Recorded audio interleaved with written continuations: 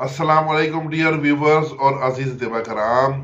काफ़ी दिनों से नुस्खा आया हुआ था जनाब हकीम मोहम्मद नफीस सन्यासी साहब फ्राम टोबा टेक सिंह से, और नुस्खा है इस मौसम के मुताबिक नई और पुरानी एलर्जी, पोलन एलर्जी। लोग छींके मार मार के आंखों से आंसू आ रहे हैं और उनका कोई हाल नहीं, बंदों के बीच में बैठने की उनकी पोजीशन नहीं होती।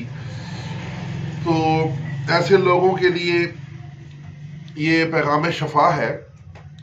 नई एलर्जी और पुरानी एलर्जी, हर किस्म की एलर्जी को ये दूर करता है।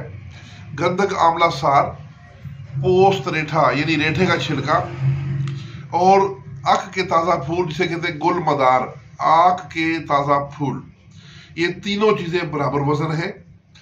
इन तीनों को अलग अलग पीस लें, गंधक को अलग पीस लें, छिलका रेठा अलग पीस के पाउडर कर लें, और जो मदार के फूल हैं इनको अलग से चटनी की तरह पीस लें, बिल्कुल पाउडर करके बारीक करके।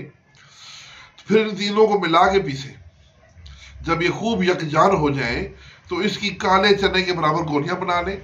एक बर्तन लें, प्याला लें, उसमें आपके पास जो है ये जो लाल गेरू होता है, लाल गेरू मट्टी होती है, ये उसमें पिसी हुई पड़ी हो, गोली बना के गीली गीली गोली उसमें डाल दें। उसके ऊपर जो गेरू लगता है लग जाए बेशक, तो उसमें वो नमी भी जज़ब कर लेगा और गेरू थोड़ा सा गोली को लग भी जाएगा। ये उसके ऊपर कोटिंग भी हो जाएगी। ये गेरू जो है ये इसमें यानी फायदा भी देगा।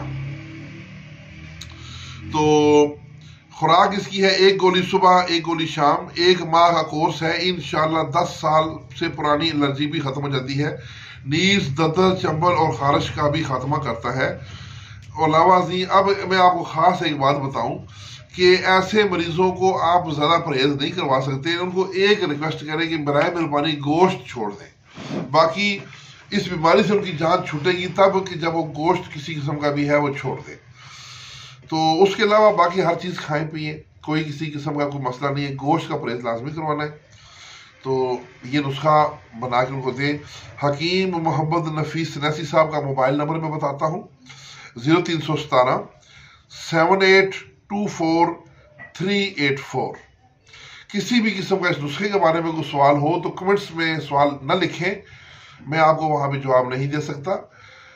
आप हकीम मोहम्मद नफीस साहब से बराह रास्त रब्ता कर सकते हैं, उनसे इसकी गाइडलाइन ले लें। तो इसके साथ ही इजाज़त, वस्सलाम।